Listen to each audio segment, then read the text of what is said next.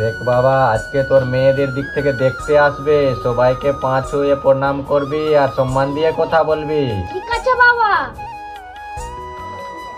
নমস্কার। নমস্কার। বসো বসো। এ বাবা, এদিকে আয় তো রে।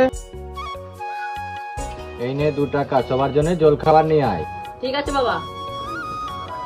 কি নাম আছে বাবা? দেবাশিস। কি কাজ করো বাবু? কিছুই না, আমার বাবা লোকের জমি দিয়ে পাট চাষ করেছিল, তো বন্যাতে সব পাট ডুবে যায়। তখন থেকে আমাকে লোকের জমিতে কাজ করতে পাঠিয়ে দেয়, এখনো ঋণ আছে। ঠিক আছে বাবা।